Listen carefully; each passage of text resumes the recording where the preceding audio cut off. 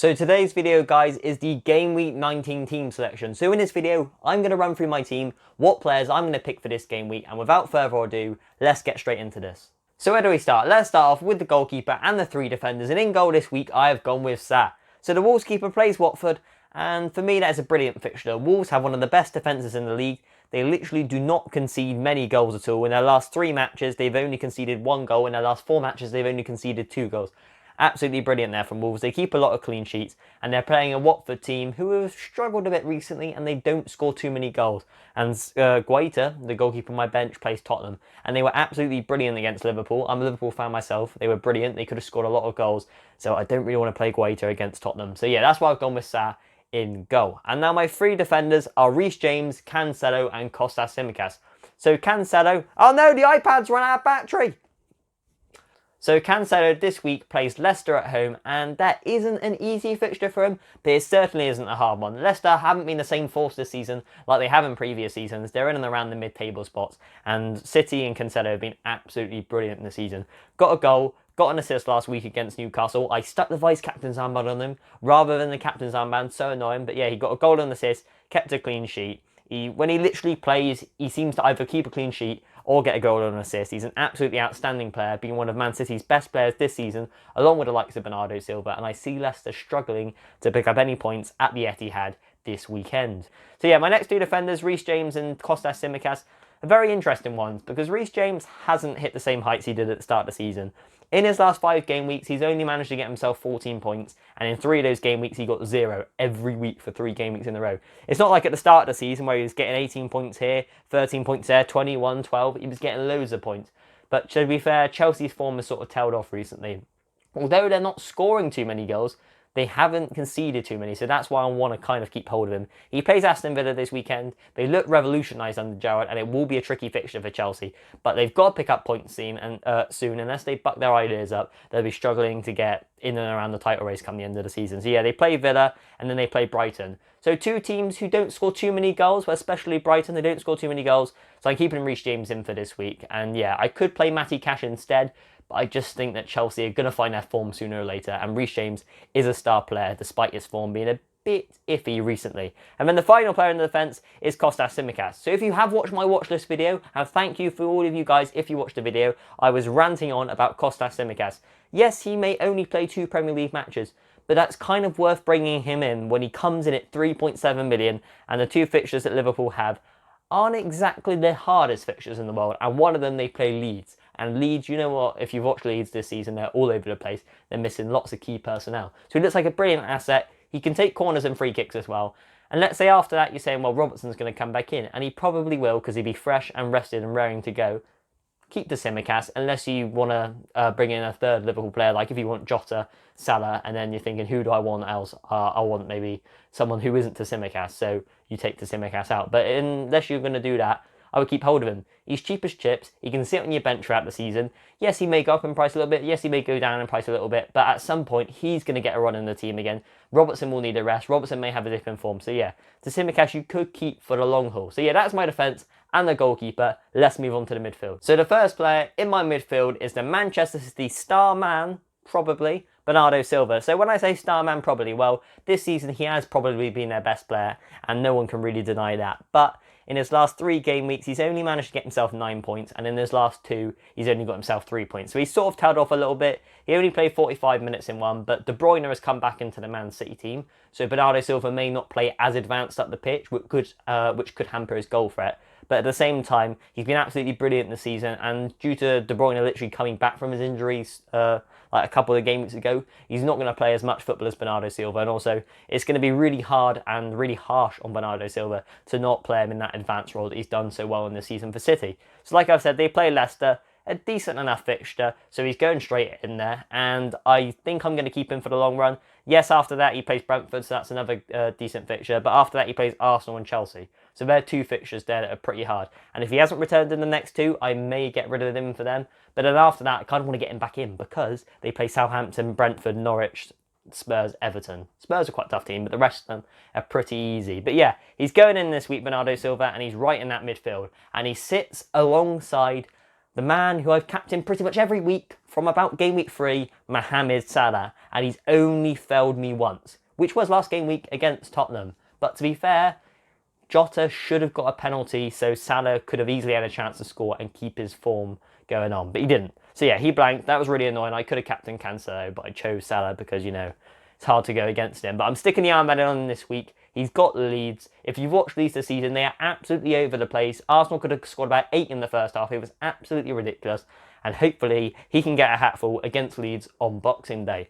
And now the next player in my team plays for the team I was just totally scrutinising, Rafinha. So Rafinha this season, he has been a real great asset to me. I've kept him in from game week 1. He scored me about, I think, 8 or 9 goals. He's got a couple of assists in there as well. He's on penalties at the moment, as I think Bamford's the penalty taker and he's out the side. So yeah, I sort of missed a wave of hard fixtures. So like, at some point Leeds were playing, look, Spurs, Leicester, they played Brighton in there, they played Chelsea, Man City. I could have got rid of him in between, let's say, game week 11 to game week 17, 18. But I chose to keep him and he sort of paid off.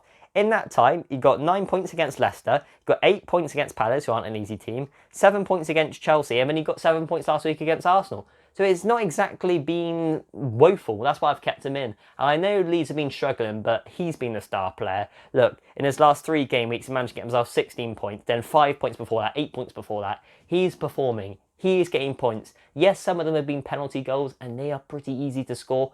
But he's been their best player, and he is even when they have their fully fit team out. So yeah, I'm going to keep him in this week against Liverpool. Will be a tough fixture for Leeds. But Rafinha, I see him as sort of a season keeper in a way, because Leeds always score goals. Yes, they may concede a lot, but they always seem to score some. And this lad can be on free kicks, be on corners, be on penalties, and he literally plays 90 minutes week in, week out. Bielsa does not want to drop him. He runs around all match, pressing everywhere. He's a brilliant asset to have, and he's staying in this week. And then the next player goes by the name of Diogo Jota. So he is actually brilliant value for money, because this season he's got 94 points and he only comes in at 8.1 million. Yes, Salah has got a lot more points, but what I'm trying to say is when Diogo Jota plays, he seems to get goals and assists. Yes, he may not continue that form, but in that Liverpool front three, you look at Firmino, he's 9.5 million in FPL, give or take. Mane, he's about 12. Salah, 13. And then you look at Jota, who's 8, and he's got 10 goals this season. I think he's the second top scorer in the league. That is absolutely brilliant. An £8 million player being the second top scorer in the league.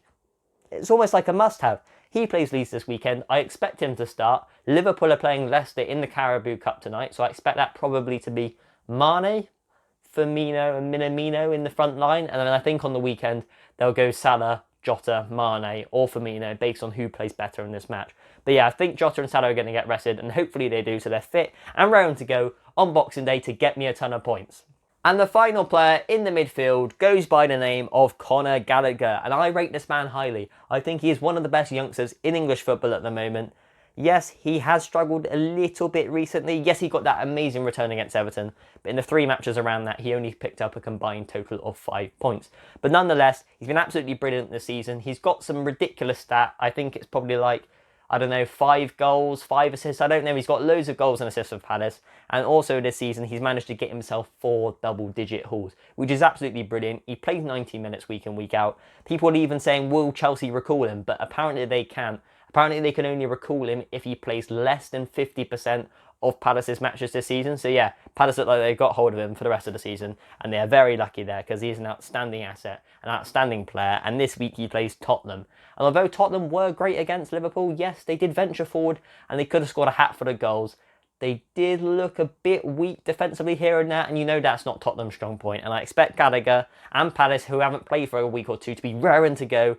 It is away there, that's the only problem, and maybe get some goals and assists against Crystal Palace. So yeah, that is my midfield done. Let's move on to the strike force. So the 2 strikers in my team this week go by the name of Ollie Watkins and Callum Wilson. So I could have easily played cash and then played 4-5-1, but I thought we've got to go with Callum Wilson. Yes, Man United is a hard fixture, but you know, you've got to back the lad. He is a brilliant striker, 6 goals in 13 appearances this season, which is a great stat considering Newcastle don't score too many goals, and he's only owned by 4%. And what I'm trying to do is get players that are differentials, because if I want to boost my global rank or my mini league rank, I've got to have players somewhere in my team, and you guys as well, that a lot of the people don't have, a lot of the game don't have, so you can boost your rank if they do well. I don't expect too much from him against Man United, but the main reason why I got him in is his fixtures after that. If you didn't watch my watch list video, go check that out. I'll go more in depth.